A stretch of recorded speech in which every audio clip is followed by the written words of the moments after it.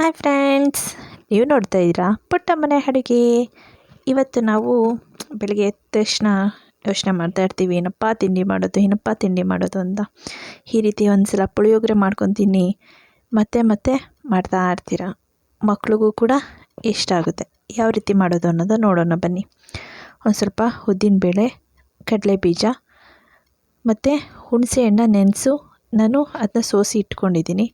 ಮತ್ತು ಪುಳಿಯೋಗರೆ ಪೌಡರ್ ನೀವು ಯಾವುದು ಯೂಸ್ ಮಾಡ್ತೀರೋ ಅದನ್ನು ಯೂಸ್ ಮಾಡಿ. ಸ್ವಲ್ಪ ಕರಿಬೇವಿನ ಸೊಪ್ಪು, ಒಗ್ಗರಣೆಗೆ ಒಂದು ಸ್ವಲ್ಪ ಮೆಣಸಿನ್ಕಾಯಿ, ಇಷ್ಟಿದ್ದರೆ ಪಟಾಪಟ್ ಅಂತ ರೆಡಿಯಾಗುತ್ತೆ.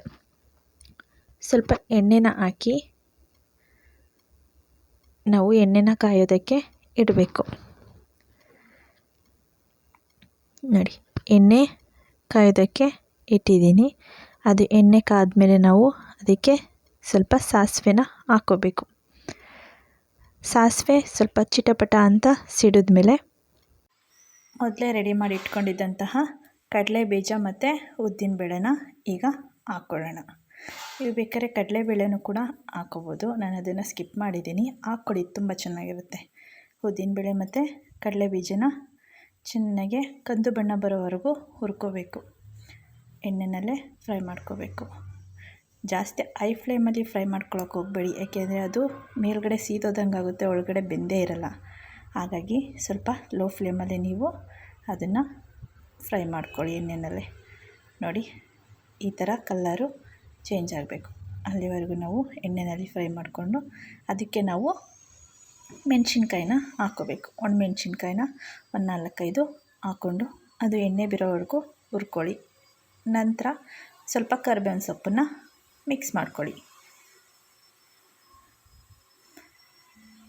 ಸ್ವಲ್ಪ ಫ್ರೈ ಆದಮೇಲೆ ನಾವು ಮೊದಲೇ ರೆಡಿ ಮಾಡಿ ಇಟ್ಕೊಂಡಿದ್ದಂತಹ ಹುಣಸೆ ಹಣ್ಣನ್ನು ನಾವು ಹುನಿ ಹಾಕಿ ಅದನ್ನು ಸೋಸಿ ಇಟ್ಕೊಂಡಿರುವಂಥದ್ದು, ಅದನ್ನು ನಾವು ಇವಾಗ ಮಿಕ್ಸ್ ಮಾಡ್ಕೊಳ್ಳೋಣ.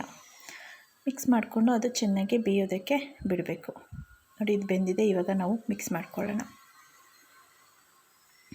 ಹುಣಸೆ ರಸನ ಮಿಕ್ಸ್ ಮಾಡ್ಕೊಳ್ಳೋಣ. ಇದು ಮಿಕ್ಸ್ ಆಗ್ತಿದೆ. ಹೀಗೆ ಅದು ಚೆನ್ನಾಗೆ ಕುದಿಬೇಕು.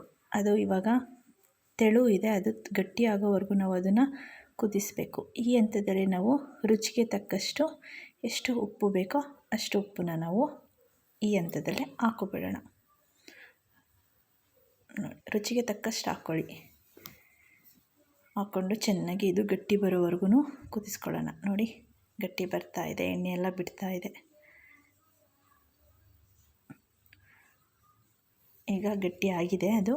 ಈಗ ನಾವು ಮೊದಲೇ ಇಟ್ಕೊಂಡಿದ್ದಂತಹ ಪುಳಿಯೋಗರೆ ಪೌಡರ್ನ ಇದಕ್ಕೆ ಮಿಕ್ಸ್ ಮಾಡ್ಕೊಳ್ಳೋಣ. ಪುಳಿಯೋಗರೆ ಪೌಡರ್ನ ಮಿಕ್ಸ್ ಮಾಡಿದ್ಮೇಲೆ ನಾವು ಜಾಸ್ತಿ ಹೊತ್ತು ಅದನ್ನು ಬೇಯಿಸೋ ಅವಶ್ಯಕತೆ ಇರಲ್ಲ. 1 ಮಿನಿಟ್ ಅಥವಾ 2 ಮಿನಿಟ್ಸ್ ಕುಕ್ ಮಾಡಿಕೊಂಡ್ರೆ ಸಾಕಾಗುತ್ತೆ. ನೋಡಿ, ಇದು ರೆಡಿಯಾಗಿದೆ. ಈಗ ನಮಗೆ ಎಷ್ಟು ಬೇಕೋ ಅಷ್ಟನ್ನು ಬಾಣಲೆಯಲ್ಲೇ ಬಿಟ್ಕೊಂಡು ಇನ್ನು ಮಿಕ್ಕಿದ್ದನ್ನು ನಾವು ಒಂದು ಬೌಲ್ಗೆ ಎತ್ತಿಡಬೇಕು. ನಾನು ಇಲ್ಲಿ ಎಷ್ಟು ಬೇಕೋ ಅಷ್ಟನ್ನು ಇಟ್ಕೊತಾ ಇದ್ದೀನಿ. ಇನ್ನು ಮಿಕ್ಕಿದ್ದು ಸ್ವಲ್ಪ ಎತ್ತಿಡ್ತಾ ಇದ್ದೀನಿ. ನೋಡಿ, ಆಗಿದೆ. ನೋಡಿ, ನನಗೆ ಅಷ್ಟು ಗೊಜ್ಜು ಅವಶ್ಯಕತೆ ಇಲ್ಲ, ಹಾಗಾಗಿ ಸ್ವಲ್ಪ ಗೊಜ್ಜನ್ನ ನಾನು ಒಂದು ಬಟ್ಲಿಗೆ ಎತ್ತಿಟ್ಕೊತಾ ಇದ್ದೀನಿ. ಫ್ರೆಂಡ್ಸ್, ಈ ಪುಳಿಯೋಗರೆ ರೆಸಿಪಿ ನಿಮಗೆ ಇಷ್ಟ ಆದರೆ ಮನೆಯಲ್ಲೂ ಕೂಡ ಟ್ರೈ ಮಾಡಿ. ಹೇಗಾಗಿತ್ತು ಅಂತ ನನಗೆ ಕಮೆಂಟ್ ಸೆಕ್ಷನಲ್ಲಿ ಕಾಮೆಂಟ್ ಮಾಡಿ ತಿಳಿಸಿ ಫ್ರೆಂಡ್ಸ್.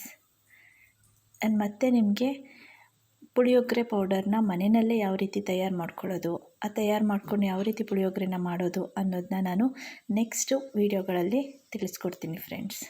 ನನ್ನ ಚಾನಲ್ನ ನೀವು ಸಬ್ಸ್ಕ್ರೈಬ್ ಮಾಡ್ಕೊಳ್ಳಿ. ಆಲ್ ಬಟನ್ನ ಕ್ಲಿಕ್ ಮಾಡಿ ಫ್ರೆಂಡ್ಸ್. ನಾನು ಯಾವುದೇ ವೀಡಿಯೋ ಹಾಕಿದ್ರು ನಿಮಗೆ ನೋಟಿಫಿಕೇಷನ್ ಬರುತ್ತೆ.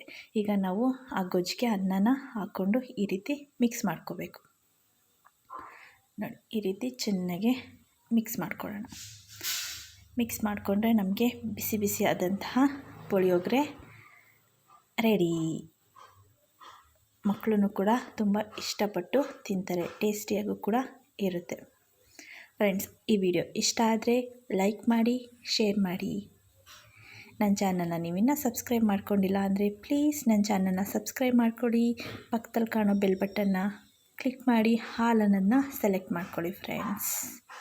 Thank you all.